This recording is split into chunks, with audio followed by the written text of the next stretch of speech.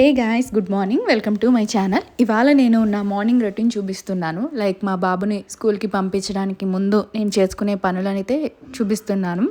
Morning routine start అవ్వడమే పాలు కాయడంతో start అయిపోతుంది.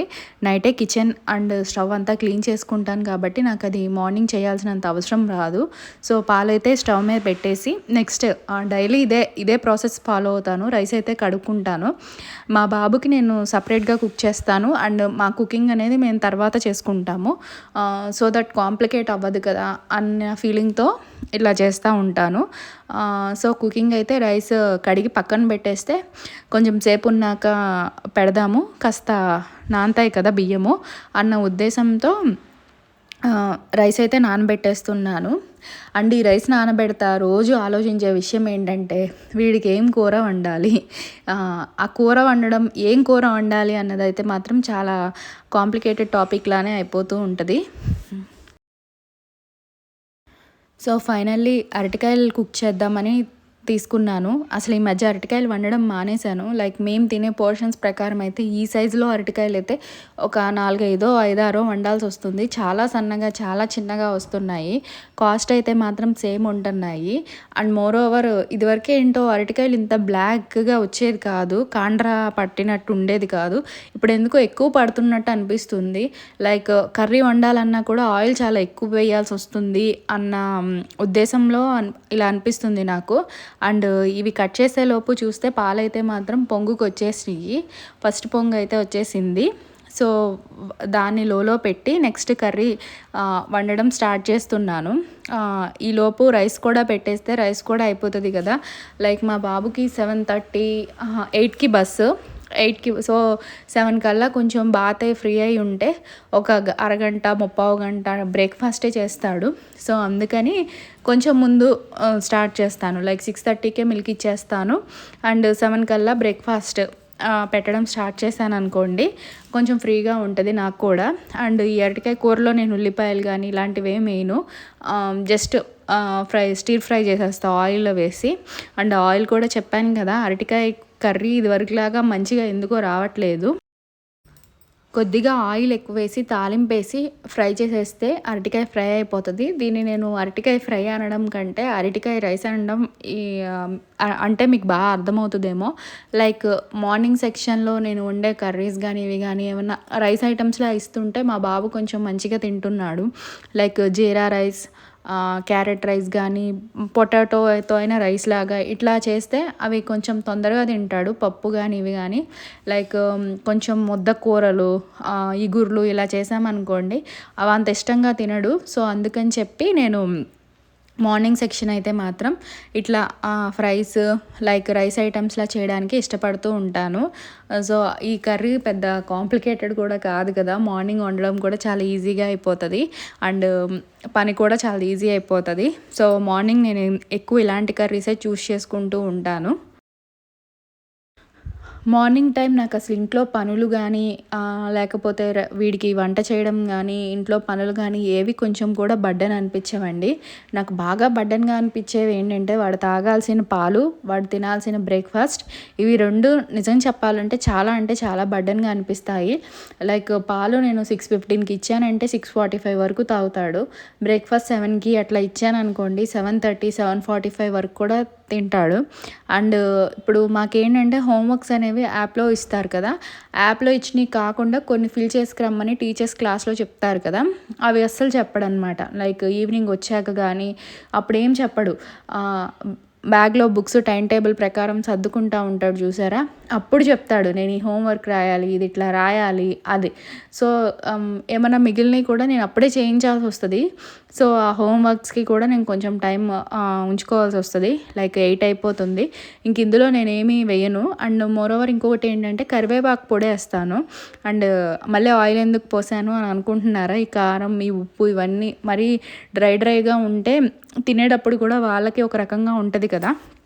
సో అందుకని చెప్పి కొంచెం ఆయిల్ వేసి మళ్ళీ ఒకసారి ఫ్రై చేశాను.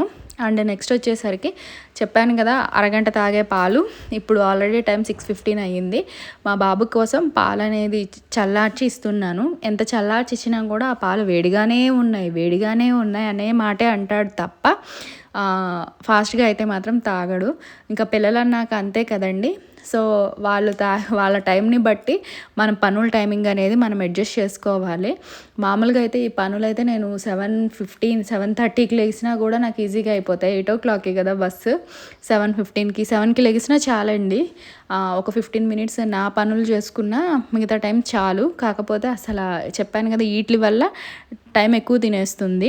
అండ్ నెక్స్ట్ వచ్చేసరికి నాకు కాఫీ కలుపుకుంటున్నాను. ఆ మార్నింగ్ లెగడం ఏమో కానీ నాకు కొంచెం హెడేక్గానే ఉంటుంది. మార్నింగ్ సెక్షన్ ఈ కాఫీ తాగితే కానీ కొంచెం ఫ్రీ అయినట్టు అనిపిస్తుంది. సో కాఫీ కలుపుకుంటున్నాను. సో ఈలోపు రైస్ అయిపోయింది, కర్రీ అయిపోయింది కదా. ఇవి తాగి వచ్చాక నేను బాక్స్ పెడతాను. మా బాబు అయితే ఒక్కొక్క రోజు నేను చేయిస్తాను, ఒక్కొక్క రోజు తన్నే చేయమంటాను.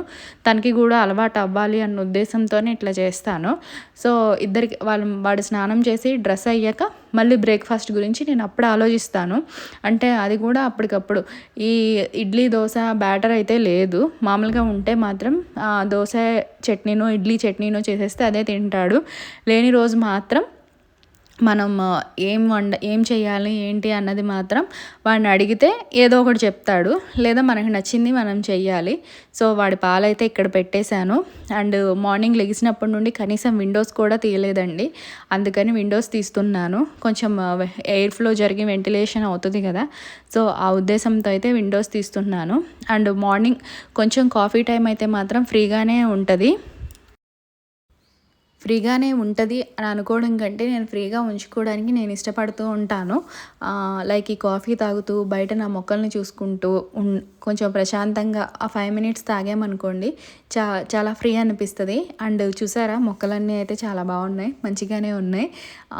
చెప్పాను కదా సమ్మర్లో మా వారు ఊరు రాకపోవడం వల్ల ఇవన్నీ చాలా మంచిగా ఉన్నాయి. లేకపోతే ఈ స్టేజ్లో అయితే మాత్రం అస్సలు ఉండేవి కాదు.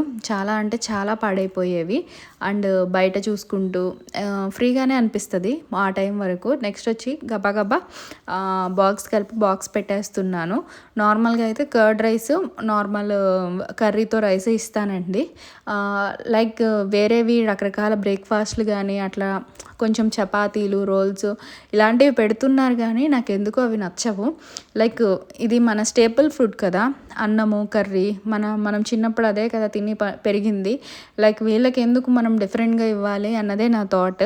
సో ఇవాళ అయితే పెరుగు ఇన్ ద సెన్స్ పెరుగెందుకు తోడుపెట్టాను కానీ అది తోడుకోలేదు. సో వాడిని అడిగితే 2 బాక్సుల్లోనూ కూరన్నమే పెట్టేనంటే పెట్టేయమన్నాడు. సో 2 బాక్సుల్లోనూ కూరన్నమే పెట్టేస్తున్నాను. ఇక్కడితో అయితే బాక్స్ అద్దడం అయితే అయిపోతుంది. అండ్ నెక్స్ట్ స్నాక్స్ వచ్చేసరికి ఏం పెట్టాలి అన్నది ఒకటి ఆలోచించాలి. లైక్ నిన్న నైట్ పపాయ ఒకటి కట్ చేసి ఉంచాను. ఆ పపాయ అయితే పెట్టేస్తే తినేస్తాడు.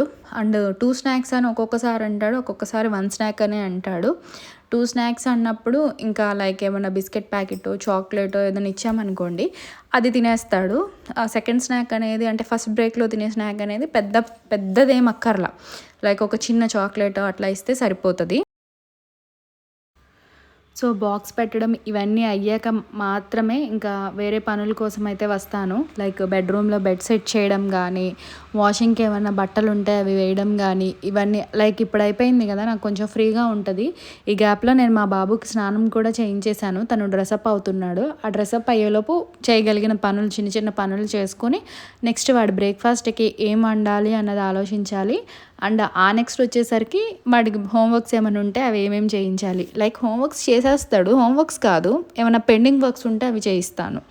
లైక్ నేను రాయించాలనుకున్నవి కానీ లేకపోతే తను క్లాస్లో రాయకుండా వదిలేసినవి కానీ అవన్నీ చేయిస్తాను. బ్రేక్ఫాస్ట్కి అయితే మాత్రం ఆమ్లెట్ కావాలి అని అడిగాడు.